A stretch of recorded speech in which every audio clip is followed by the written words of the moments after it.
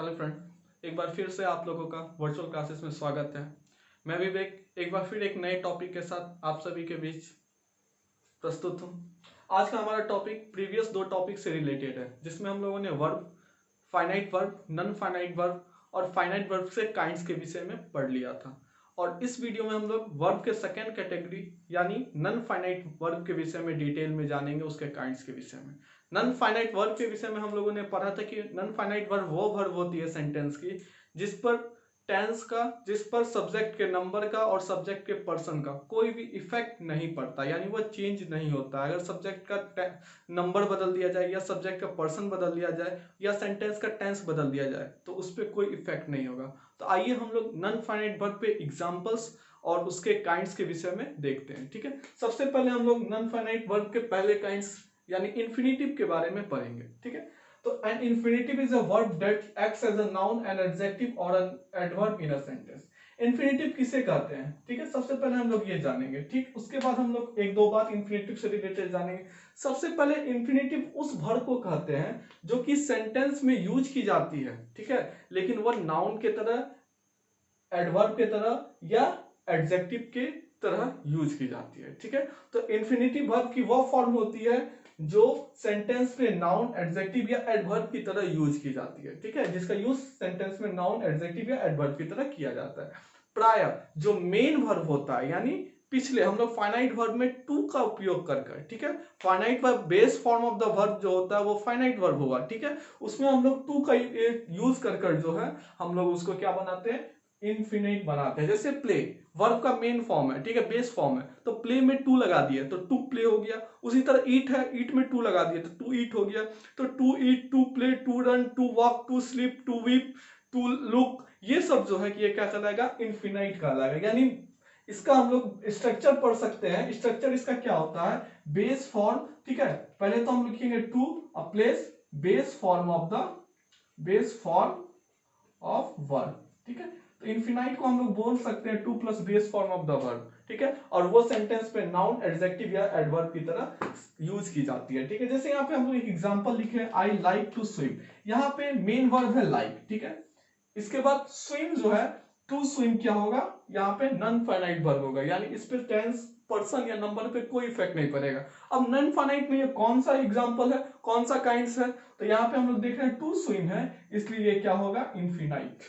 ठीक है, second example हम लोगों का, टू वॉक इज यूजफुल। ठीक है, अब यहाँ पे इज, यहाँ पे क्या होगा, मेन वर्ब के रूप में, ठीक है, लिंकिंग वर्ब है यहाँ पे इज। ठीक है, तो लिंकिंग वर्ब के रूप में यहाँ पे इसका उपयोग किया गया, तो यहाँ पे ये मेन वर्ब के रूप में होगा, फाइनाइट वर्ब के रूप में, जिस पर टेंस का इफेक्ट पड़ेगा। अगर इसका टेंस को बदला जाए तो ये इज चेंज हो जाएगा वाज या विल में। ठीक है, तो अब यहाँ पे देख रहे हैं एक और नाउन की जगह पे आया टू वॉक।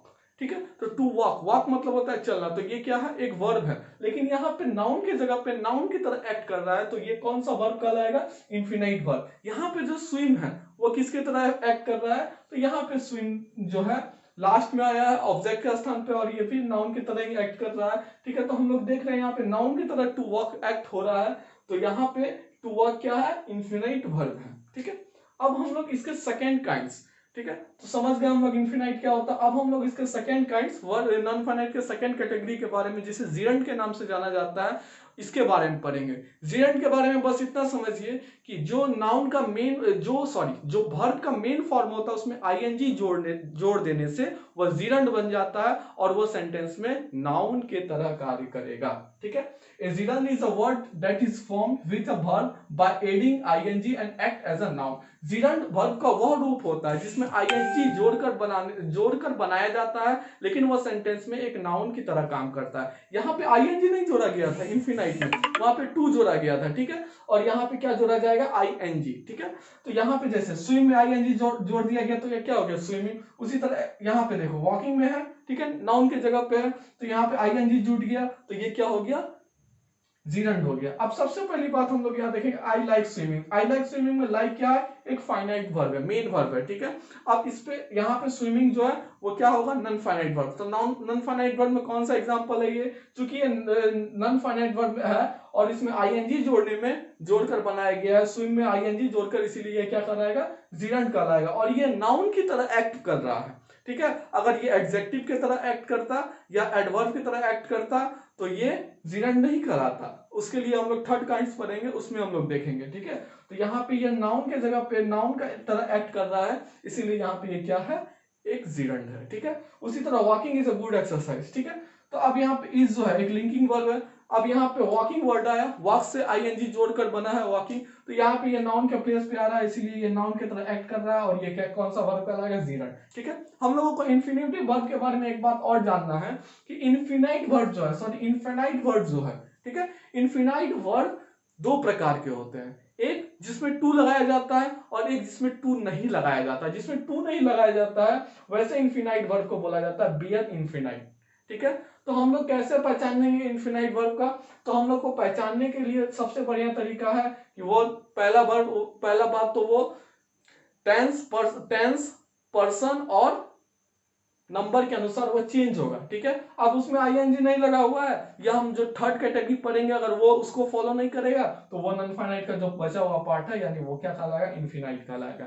जब टू नहीं दिया रहे, जब टू दिया रहे तो वो आसानी से पहचान में आ जाएगा। तो जिसमें टू नहीं होता, जिस इनफिनाइट वर्ब में टू नहीं होता है उसको बेयर इनफिनाइट कहा जाता है, ठीक है। तो हम लोगों ने अभी इनफिनाइट और जीरंड के बारे में पढ़ा, और इनफिनाइट के दो तरह के होते हैं उसके बारे में भी जानकारी लिया। अब हम लोग नॉन फाइनाइट के third and last kind participle के बारे में पढ़ेंगे, ठीक है, जिसको हम लोग देखते हैं।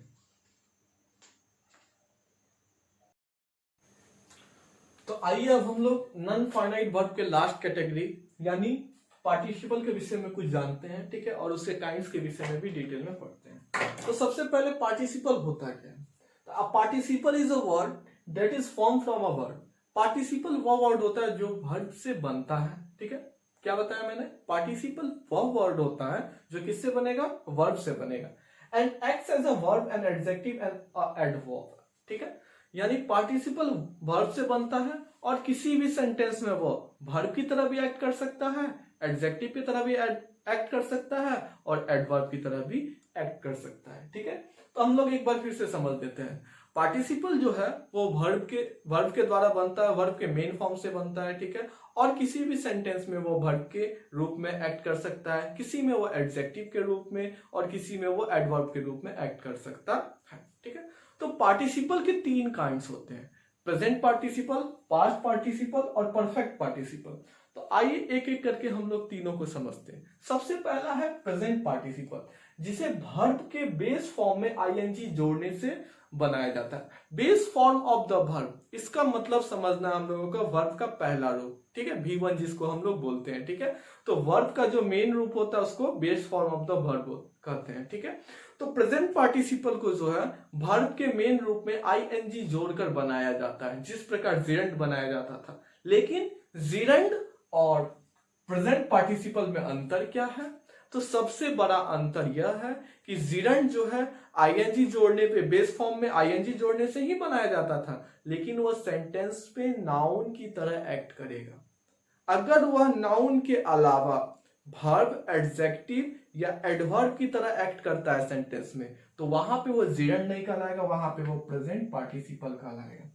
इसको हम लोग एग्जाम्पल के तौर पर देखते हैं, ठीक है। जैसे यहाँ पे लिखे दे आर प्लेइंग, ठीक है, यहाँ पे प्ले मेन वर्ब है, आर क्या है, यहाँ हेल्पिंग वर्ब है, ठीक है। तो मेन वर्ब के साथ आईएनजी जुड़ा और यहाँ पे वो वर्ब की तरह ही काम कर रहा है, तो ये क्या कहलाएगा, पार्टिसिपल, ये जीरंड नहीं कहलाएगा। अगर यहीं पे ये प्लेइंग वर्ड इस तरीका से रहता है कि वो नाउन की तरह एक्ट करता, तो वहां पे प्लेइंग जीरंड कहलाता, ठीक है। अब हम लोग सेकेंड एग्जांपल देखते हैं, आई सॉ अ बर्निंग हट, ठीक है। यहाँ पे मेन वर्ब की तरह यहाँ पे बर्न जो है, बर्निंग, वो हट के बारे में कुछ डिटेल बता रहा है। हट क्या है, नाउन, नाउन के बारे में विशेषता बता रहा है कि कुटिया क्या हो रहा है, मैंने एक जलते हुए कुटिया को देखा। तो कैसे कुटिया को देखा, तो जलते हुए। तो यहाँ पे बर्न वर्ड जो है वो क्या है, एडजेक्टिव है, तो एडजेक्टिव की तरह एक्ट कर रहा है, लेकिन वास्तव में बर्न जो है क्या है, वो एक वर्ब है। तो यहाँ पे वर्ब में आईएनजी जोड़ने से यहाँ पे